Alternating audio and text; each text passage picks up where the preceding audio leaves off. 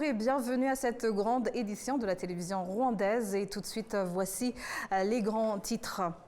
Cérémonie de commémoration du génocide perpétré contre les Tutsis au sein de l'ambassade de France à Kigali ce mercredi. La Côte d'Ivoire a invité le Rwanda comme pays d'honneur à la 13e édition du marché des arts du spectacle africain d'Abidjan.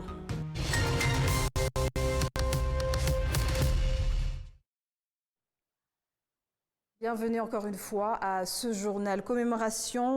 Cérémonie de commémoration du génocide perpétré contre les Tutsis au sein de l'ambassade de France à Kigali. Ce mercredi, cette cérémonie a été organisée pour rendre hommage aux employés Tutsis massacrés lors de cette tragédie il y a 30 ans. Les membres des familles de ces travailleurs aujourd'hui indiquent qu'ils se souviennent d'eux comme des personnes qui étaient de solides piliers de leur famille et remercie au passage l'ambassade de France pour avoir organisé cette cérémonie commémorative. Les détails avec Patrick Nyirindandi. Cette cérémonie commémorative a débuté par la nomination par l'ambassadeur de France au Rwanda, Antoine Afré, des noms des 17 employés de l'ambassade de France massacrés lors du génocide perpétré contre les Tutsis il y a 30 ans. Leurs 17 noms ont été placés sur une plaque commémorative en 2010 et des fleurs ont pu être déposées sous la plaque commémorative. Cette cérémonie qui s'est déroulée dans les enceintes de l'ambassade de France à Kigali a réuni les employés actuels de l'ambassade en présence des membres de famille des anciens employés de cette ambassade de France qui ont été tués lors de cette tragédie. Les membres des familles de ces travailleurs aujourd'hui indiquent qu'ils se souviennent d'eux comme des personnes qui étaient des solides piliers de leur famille et remercient au passage l'ambassade de France pour avoir organisé cette cérémonie commémorative. Dans ce monde des circonstances, l'ambassadeur de France au Rwanda, Antoine Afré, a déclaré que selon les informations à sa possession, c'est après l'évacuation des Français qui travaillaient pour l'ambassade vers la France, dans le cadre de l'opération dénommée Amaryllis, que les tueurs s'en sont pris aux Tutsis qui travaillaient pour l'ambassade et qu'ils ont connu une mort atroce. L'ambassadeur Antoine Afré a indiqué aux familles que l'ambassade se tiendra toujours à leur côté. Et là, c'est une cérémonie propre à l'ambassade pour honorer la mémoire donc, des 17 agents de l'ambassade qu'on a laissés derrière nous, en 1994, dans le cadre de l'opération Amaryllis. Donc ces agents malheureusement ensuite ont été assassinés dans le cadre du génocide. C'est pas une page glorieuse de l'histoire de cette ambassade, de l'histoire de France en général, mais c'est une page qu'on se doit d'assumer. On sait que leurs proches, évidemment, ont été très très marqués par cet épisode. En tant qu'employeur, force est de dire qu'on n'a pas su protéger nos agents. L'ambassadeur de France au Rwanda s'est félicité de la qualité actuelle des relations entre la France et le Rwanda, avec la signature par les deux pays d'un récent accord de coopération d'une valeur de 500 millions d'euros destiné aux activités visant le développement au cours des 5 prochaines années au Rwanda. Au moment où le Rwanda continue d'honorer la mémoire des victimes du génocide perpétré contre les Tutsis, les analystes estiment que même si quelques leçons ont été tirées du génocide, le monde semble ne pas avoir suffisamment appris de ce génocide. Les détails avec Jean Damascène Maniché. Le Rwanda continue de pleurer ses fils et filles, massacrés pendant le génocide perpétré contre les Tutsis il y a de cela 30 ans, car le génocide est un passé qui ne passe pas. Jean-François Dupaquier, journaliste et écrivain français, regrette que le racisme qui engendre le génocide s'observe encore aujourd'hui dans le monde. Et nous avons envoyé des messages aussi forts que possible. Jean-Pierre Chrétien l'a fait aussi et d'autres. Pourquoi ces messages n'ont pas été entendus ? Pourquoi les appels désespérés de Jean Carbonard n'ont pas été entendus ? Pourquoi les alertes du général Varret n'ont pas été entendues ? Pourquoi les alertes du colonel Galinier, qui disait que l'armée et la gendarmerie rwandaise voulaient exterminer les Tutsis, n'ont pas été entendues ? Ils n'ont pas été entendus parce qu'on ne voulait pas les entendre. Et on ne voulait pas les entendre par un mélange d'indifférence et de racisme. Le racisme, c'est la clé d'une très grande partie de la tragédie. Le racisme n'a pas toujours idéologie pour les nuls. C'est pourquoi cette idéologie a autant de succès depuis le milieu du XVIe siècle. Même si beaucoup a été réalisé, notamment dans la poursuite des suspects génocidaires qui avaient fui le Rwanda, l'écrivain français Daniel Escornet estimait que la communauté internationale devrait aller plus loin pour protéger le monde contre des tragédies similaires au génocide perpétré contre les Tutsis. Je pense que cette communauté internationale doit faire un nouveau pas, et ce nouveau pas, c'est certainement la prévention des processus génocidaires. Il faudrait qu'en cas de processus génocidaire, l'ONU ne puisse, aucun État membre du Conseil de sécurité ne puisse imposer son droit de veto, ne puisse bloquer l'intervention internationale comme cela a eu lieu dans tous les génocides. Ce serait un premier pas au moment où le droit international s'effondre et où il faut redonner un sens à ce droit international. Puisque c'est le seul crime de masse qu'on peut prévenir. Les crimes de guerre sont tout à fait terribles et les victimes souffrent autant, mais le génocide qui vise un groupe humain en tant que tel se prépare longuement et donc on a aujourd'hui toutes les connaissances pour prévenir et c'est le premier pas de paix qu'on pourrait faire ensemble. Je pense qu'il apporte des connaissances nouvelles pour traiter ces cas de massacres de masse qui actuellement se développent sur toute la planète. Le journaliste passionné pour la justice au Rwanda, Sehene Ruvuyiro Emmanuel, espère pour sa part que le monde aura beaucoup appris du génocide des Tutsis au Rwanda, mais déplore tout de même la passivité persistante de la communauté internationale face aux crimes de masse que le monde vit encore aujourd'hui. La communauté internationale, par le truchement de la justice donnée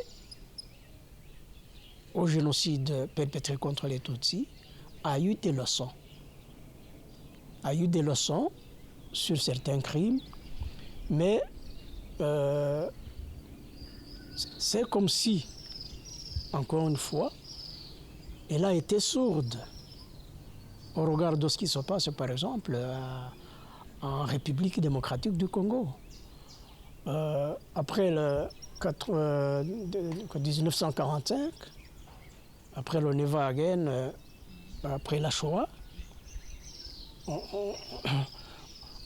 on se disait, voilà, il n'y aura plus de génocide. Mais qu'est-ce qui s'est passé? Il y a eu un génocide au Rwanda et que non seulement la communauté internationale observait tout ça, assistait à tout ça, mais elle était là comme acteur. Le rôle de la France ici. Hein, vous comprenez le rôle de la France ici?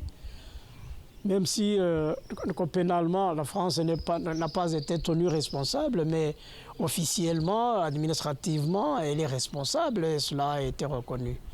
Mais, alors, on se pose la question maintenant. Si ceux qui ont perpétré le génocide ont passé la frontière Rwanda-Zaïre avec leurs armes, ont exporté le génocide sur le sol zaïrois, aujourd'hui congolais, et qu'aujourd'hui, cette même idéologie a généré des actes de génocide qui est en train maintenant de se perpétrer, de se faire. Peut-être pas encore à grande échelle, mais au regard des gens qui ont fui les massacres, au regard des gens qui sont en train d'être brûlés vifs, au regard de ce que montrent les médias sociaux et les médias internationaux, on se demande que fait par exemple la SADC? Où est la France? Où sont les États-Unis?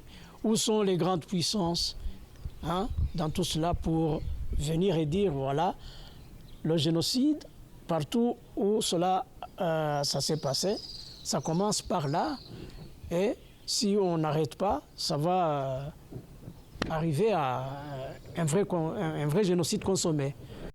Malgré le mal indicible qu'a apporté le génocide perpétré contre les Tutsis, Daniel Escornet est d'avis que la résilience des rescapés du génocide des Tutsis donne aussi une leçon importante au monde entier. C'est la première fois dans l'histoire des génocides, la première fois dans l'histoire de l'humanité, que les victimes sont celles qui refont société. Parce que dans tous les génocides précédents, si vous les relisez, ce génocide permet aussi de relire les génocides précédents. Dans tous les génocides précédents, dans tous les meurtres de masse, moi je pense à mes amis irradiés de Hiroshima, Nagasaki, avec qui j'ai travaillé, ces populations demeurent stigmatisées. Elles deviennent les populations les plus pauvres. Ça a été vrai pour tous les génocides. Et là, ce n'est pas le cas. C'est une nouveauté absolue dans l'histoire des génocides. Ce sont les victimes, avec leurs frères et sœurs qui les ont libérés, qui refont société. Ce ne sont pas les organismes extérieurs, ce ne sont pas les ONG, ce sont les Rwandais et les Rwandaises qui refont société. Ce sont eux qui refont famille. Il n'y avait plus d'arbres généalogiques, plus de troncs, plus de branches, quelques brindilles isolées. Et pourtant, les enfants sont autour, 10, 20, 30 enfants chacune, qu'elles vont mener aux études supérieures et qui vont vers les dirigeants d'aujourd'hui du Rwanda. Donc, des femmes qui, d'un seul coup, en Afrique, vont basculer la société patriarcale. Alors que, on l'a vu dans les Premières et Secondes Guerres mondiales, même quand les femmes avaient repris un peu de position dans la société parce que les hommes avaient disparu, parce qu'ils étaient tués, parce qu'ils étaient prisonniers, dès qu'on revenait à l'activité habituelle, le droit des femmes régressait. Ce n'est pas le cas au Rwanda. Et 30 ans après le génocide commis contre les Tutsis, de plus en plus de voix s'élèvent pour souhaiter que tout soit mis en œuvre pour que le plus jamais ça décidé après l'Holocauste devienne une réalité, contrairement à ce qu'a vécu le Rwanda en 1994. Toujours en parlant du génocide commis contre les Tutsis en 1994, nous avons le plaisir d'accueillir dans ce studio Madame Assunta Mugiraneza. Elle est cofondatrice et directrice du Centre Iliba pour le patrimoine mondial. Bienvenue dans notre studio. Merci pour votre invitation. Alors, vous êtes psychologue, je dirais psychologue social, et aussi vous aviez suivi de près les sciences politiques. Absolument. Alors, commençons par parler de l'histoire du Rwanda. Nous venons de justement suivre tout ce qui est en rapport avec la résilience des rescapés, mais aussi parlons du pardon. Aujourd'hui, nous allons nous focaliser sur le pouvoir du pardon. D'abord, est-ce possible de pouvoir pardonner même après 30 ans, je dirais, de commémoration? Vous convoquez un sujet vraiment complexe. Un sujet auquel on ne peut pas seulement répondre par un oui ou par un non, à moins que ce ne soit que chaque fois qu'on n'est pas appelé à pardonner, on considère que c'est possible. En Kinyarwanda, j'aurais dit « utabusya bwituumera ». Quand on n'est pas appelé à assumer soi-même une tâche difficile, on pense toujours qu'elle est facile. Le mot « pardon », après un génocide, c'est un mot paradoxal dans la mesure où ça ne devrait pas venir, mais en même temps, puisque c'est tout ce qui reste, qu'on puisse essayer de retrouver le pardon comme quelque chose qui permet de se hisser au-delà de la bassesse, au-delà du mal qui permet le génocide. On peut en débattre. Maintenant, permettez-moi de dire qu'il ne s'agit pas d'accorder ou non le pardon, que c'est une négociation très délicate au niveau de chaque personne, au niveau de chaque individu, de son rapport à la religion, de son rapport au sien, de son rapport à sa philosophie, mais aussi de son rapport au reste du groupe et en l'occurrence aussi le rapport aux victimes ou aux bourreaux. C'est ça. Aujourd'hui, quand on remarque la situation qui prévaut ici au Rwanda, on se demande est-ce que réellement les rescapés sont parvenus à pardonner, même après 30 ans aujourd'hui? Ou y a-t-il encore, je dirais, de l'amertume, de la colère, du ressentiment qui peut se manifester sous différentes manières, à travers, je dirais, la cohabitation qui se manifeste entre les bourreaux et les victimes? Là, il y a encore une fois au moins deux questions. Vous vous posez la question de est-ce que les rescapés ont réellement pardonné?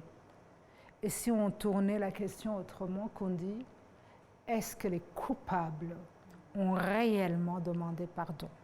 Je pense que c'est comme ça qu'on devrait poser la question, parce que pour accorder le pardon, faut-il encore qu'il y ait quelqu'un qui soit en face et qui soit vraiment dans une démarche de reconnaissance des torts, de regret et d'une demande sincère de pardon. Je pense que souvent on met le couvert trop tôt pour celui qui est presque sommé de pardonner, alors que je pense que le travail se trouve plus du côté du coupable. Pourquoi? Souvent on a tendance à penser qu'une victime qui en réchappe risque d'avoir un profond ressentiment. Les vrais sentiments d'une victime, surtout d'une victime de génocide, dans la mesure où un génocide, c'est même pas un conflit, c'est un massacre, un projet d'extermination d'une partie de personnes qui n'ont rien fait pour mériter cette sanction suprême. Parce qu'on n'est jamais coupable de naître juif, de naître arménien ou bien de naître tutsi. Donc ce n'est pas quelque chose qu'on a fait et c'est pour ça qu'on cherche à vous exterminer. Donc il y a un côté déboussolé, et un côté complètement mis à terre. On ne comprend pas comment cela peut arriver. Et pendant qu'on se cherche, ceux qui sont en face ont tendance à vous prêter un profond ressentiment et le risque ou la volonté incontournable de vous venger. Non. La victime est innocente, elle n'a que son innocence. En général, elle ignore même les différents points qui ont mené à ce projet, parce que ce n'est pas son projet, c'est un projet d'abord de ceux qui accomplissent le génocide. Oui. Donc à partir de là, je pense encore une fois qu'on en revient à dire mais qu'est-ce qui reste après un génocide? Il y a d'un côté des gens qui semblent avoir renoncé à leur humanité, mais ils restent humains. En matière de génocide, depuis Hannah Arendt, on sait qu'il ne s'agit pas de dire que c'est des bêtes, que ce ne sont pas des humains. Le génocide est une affaire humaine, mais en même temps, c'est comme s'ils y avaient renoncé. Alors, ceux qui restent, notamment ceux qui veulent essayer de reconstruire un espace possible de vie, appellent les victimes à se hisser au-delà de tout ce qu'on a voulu leur infliger et convoque le pardon.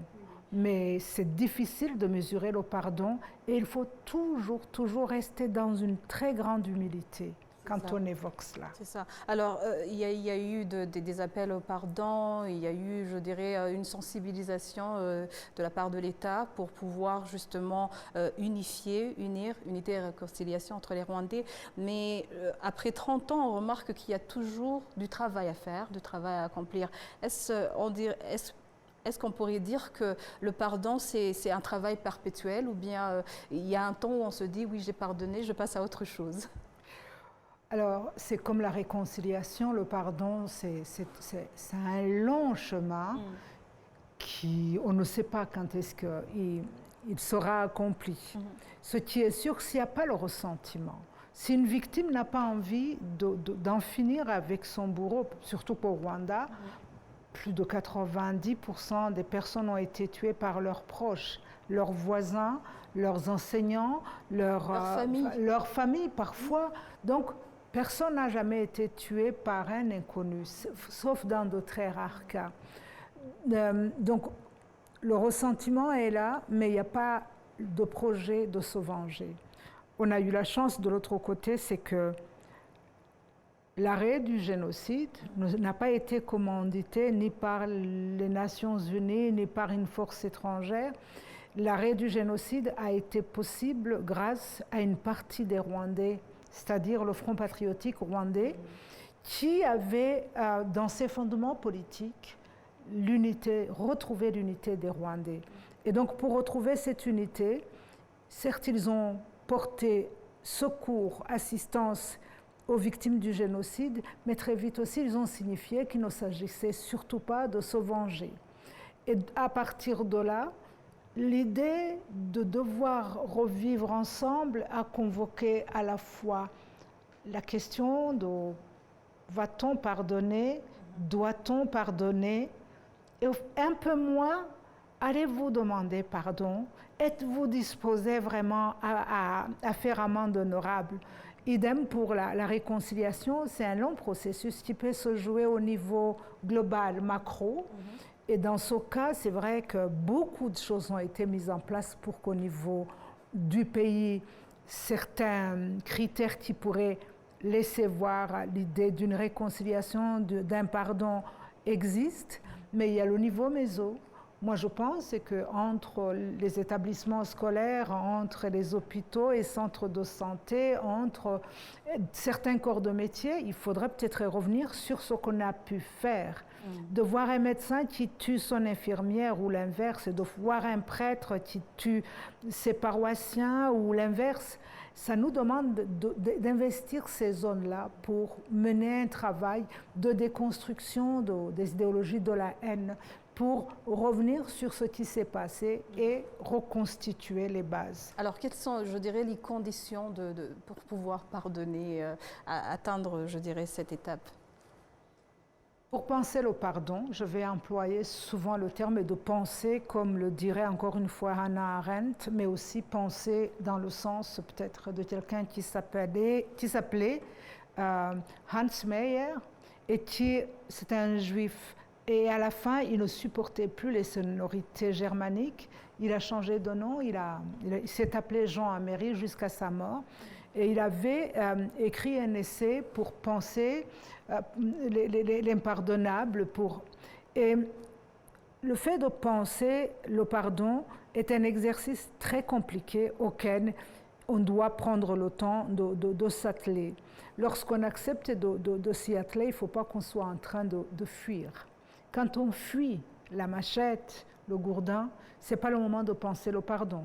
Quand on prononce le terme imbabazi, on est en train de demander d'être épargné. Ce n'est pas un pardon dans le sens je t'ai mal fait, c'est excuse-moi, préserve-moi. Oui. Celui-là n'a pas marché. Oui. C'est parce qu'il y a eu une victoire nette de ce qui aurait dû être massacré, parce qu'on disait que le FPR c'était les Tutsis et que d'ailleurs c'est pour ça qu'il fallait massacrer leurs frères. Non seulement ils ont gagné, mais en plus ils ont décrété le devoir de se tenir à carreau, de ne pas se venger, mais aussi de démarrer la reconstruction d'un pays unique qui est le Rwanda. Il a fallu penser aussi à la fois, c'était une combinaison très complexe. Ne pas tout de suite pardonner, mais dire, vous savez, on va juger, mais en même temps, on doit reconstituer l'unité des Rwandais, et en même temps, on doit secourir les victimes, on doit recevoir les anciens réfugiés qui rentraient sans aucune assistance. J'aime rappeler que l'Organisation internationale des migrations n'était pas là pour amener les anciens réfugiés Tutsis. Les Nations unies ne s'en préoccupaient guère, ils étaient rentrés, il fallait les installer, mais aussi il a fallu faire l'effort d'aller chercher ceux qui s'étaient repliés au Congo, comme il disait que c'était un repli stratégique au Congo, en Tanzanie et au Burundi, et puis essayer de structurer la société vite fait. Quand on parle à la fois de mémoire du génocide, assez tôt, on a commencé à retrouver les fosses communes. On a soigné, on a aidé les orphelins, mais aussi on a dit qu'il fallait revivre ensemble. C'est tout un ensemble de piliers complexes qui ont été démarrés. Il ne faudrait pas qu'on jette dessus l'idée qu'on est réconcilié à 100% ou qu'on a pardonné à 100%. C'est des choses qui demandent qu'on s'en saisisse tous, que ce soit moins d'ailleurs. Les nouvelles générations qui n'ont pas vécu le génocide. Absolument. D'abord, nous les adultes. Parce que souvent, ça a été... Souvent, quand on le dit, on pense que c'est parce qu'on est en train... Non, ça a été imposé gentiment, fermement, mais aussi avec un côté résolu du FPR. Oui. Il fallait que nous vivions ensemble sur le territoire rwandais, sans les ethnies, sans... Et donc, tout ce qui a été fait, on a eu tendance à le regarder comme des choses faites par l'État. Non! Notre citoyenneté actuelle, nous les adultes, c'est nous en saisir, nous demander la place que nous y occupons. Oser dire ce qui a marché, oser dire ce qui nous a échappé comme adultes, pour que vous, les jeunes générations, vous puissiez vous en saisir en connaissance de cause. Le premier lieu de transmission, c'est la famille. Si dans les familles, on ne parle pas, si dans les cercles restreints, on ne parle pas sincèrement, on va rester avec le niveau macro qui marche, sans le niveau méso, sans le niveau micro, et ça ne peut pas faire un pays. Alors, le premier endroit où le pays se crée, se fait, c'est au sein des familles. Les familles. Alors un dernier mot, Madame Assumpta, y a-t-il espoir, je dirais, que dans je dirais, le Rwanda futur, nous trouverons des familles qui ont parvenu à pardonner et ceux qui ont commis les fautes, qui ont parvenu aussi à demander pardon. Qui ont commis des crimes. Des crimes. Hein, le crime des crimes, parce que les mots ont leur importance. Bien sûr, l'espoir n'est pas seulement permis, peut-être c'est ce qui nous reste finalement. C'est l'espoir qui nous reste, à nous de le nourrir d'abord en insistant, en disant que il ne s'agit pas seulement de demander pardon, ça n'a pas été fait correctement, mais par exemple, pour moi, l'idée qu'on n'ait pas encore identifié toutes les fosses communes, pour moi, c'est ce qui nous rappelle que beaucoup de personnes n'ont pas encore changé leur mentalité. Le fait qu'on soit dans les chiffres globaux sans vouloir demander ce qui se passe à la maison. Par exemple, un homme qui est libéré devrait se demander comment il va faire pour vivre avec son épouse, ses enfants. Donc l'espoir, ce n'est pas seulement que ce soit permis, je dirais que c'est tout ce qui nous reste pour continuer à vivre et surtout l'espoir pour nos enfants. L'espoir fait vivre, comme on dit. Merci beaucoup, Madame Assumpta Mugiraneza. Je rappelle que vous êtes cofondatrice du Centre Iliba et directrice aussi pour le patrimoine mondial. Multimédia. Merci beaucoup d'avoir accepté notre invitation. Merci à vous et bonne continuation. Merci beaucoup. Et c'est ainsi que nous achevons cette grande édition. Merci de l'avoir suivi. Au nom de toute l'équipe qui a contribué, je vous remercie. Bonne poursuite des programmes de la télévision rwandaise.